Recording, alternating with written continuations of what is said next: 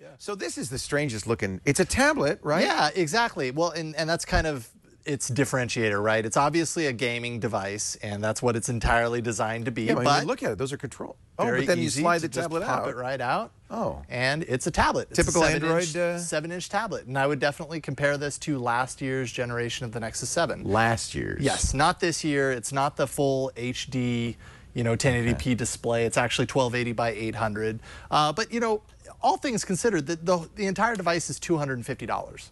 So when you're talking about 7-inch tablets in the Android space right now, $250 is a pretty standard price point. It's certainly affordable, and that doesn't include affordable. And this one weird comes with you've got to insert exactly. This one comes with the highly specialized gaming controller, which kind of has a Sega. Was it the Game Gear, the portable? Yeah. Kind of feel to it. But I mean, you've got a thumb controller, you've got a four-way controller, you've got digital, buttons, you've got your buttons, all programmable, obviously, depending on the game or. So it's like somebody stretched out a PlayStation controller.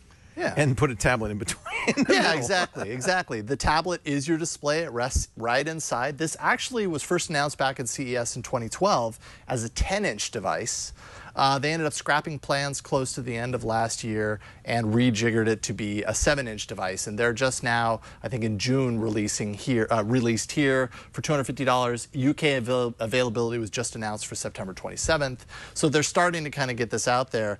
And yeah, I mean, it's obviously it's a specialized gaming tablet, and it actually does a really good job at being that. This is definitely for the gamer.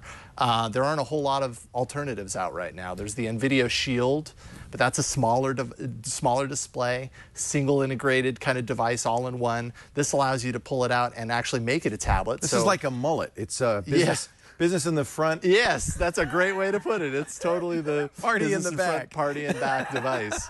That's absolutely the perfect. mullet of tablets. So I see speakers on the bottom. Are those active or passive? Those are. Oh yeah, I don't know if those are active or passive. In other words, I'm asking if the speakers if they're are merely porting the speakers on the back of the tablet, or if they're their own speaker system on it. Man, I'm just now realizing, because I played in headphones because I was playing with this at home. This is the greatest game ever. It's really not that loud, so it must be passive, to be honest, because it's not passing through a very large. Does the thing charge up? Are there batteries? Yes, there's a battery in the tablet, not in the device itself. So it's pulling power specifically from the tablet, which is kind of one of the dings that you have, right? Gaming, especially on Android, and I'm sure just in general, gaming is pretty battery power.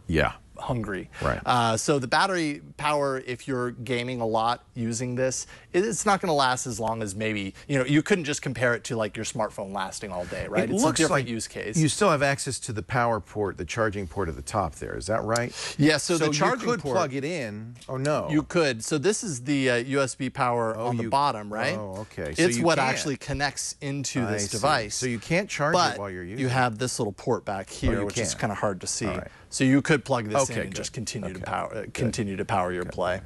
But so let's see. I want to see Crazy Taxi. It's one of my all-time favorite games. I thought the Android point of it was very good, but its controls are very tough to use on the standalone tablet because you're steering with the screen. It's one of those weird. Exactly. So, I mean, obviously, just using like these the arcade controls. Game. Look at this. Yeah, it's fantastic. I love this game. I was so happy when it came out for Android.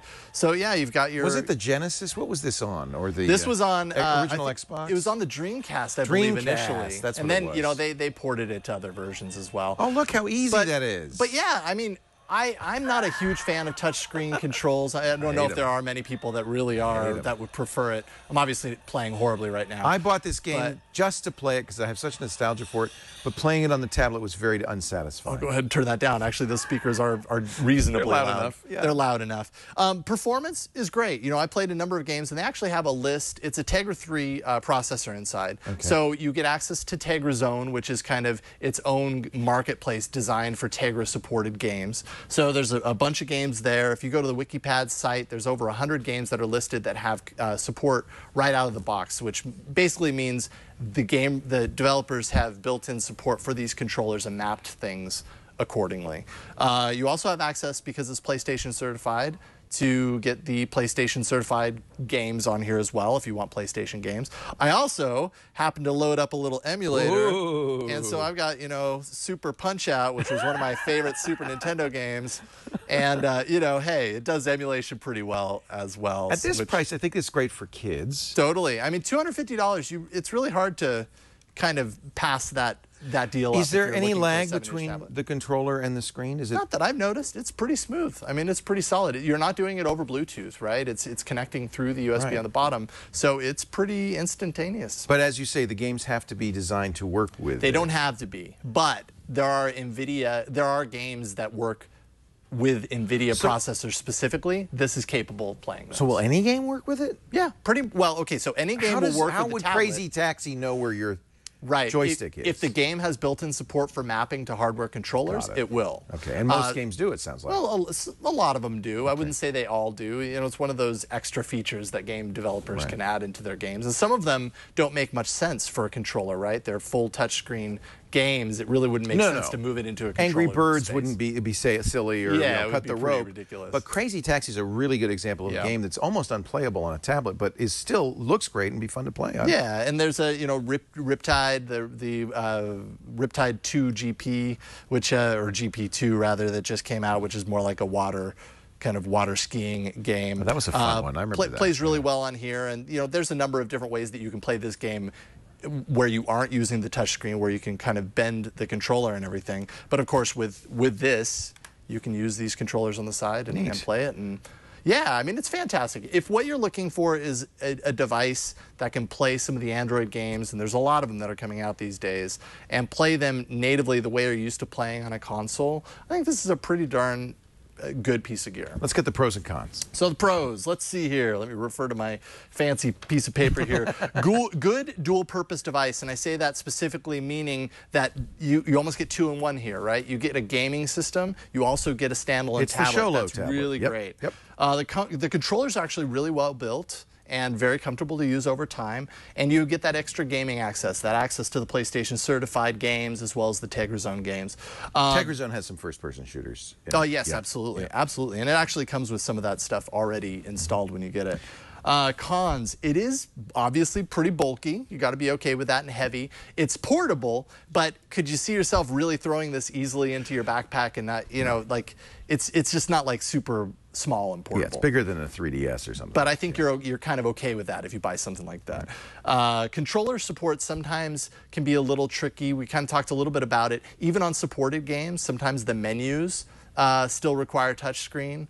So, you have to be okay with a little bit of that weirdness from time to time. And storage. Storage is actually lacking. It's 16 gig? 16 gigs, but you can't store games on there.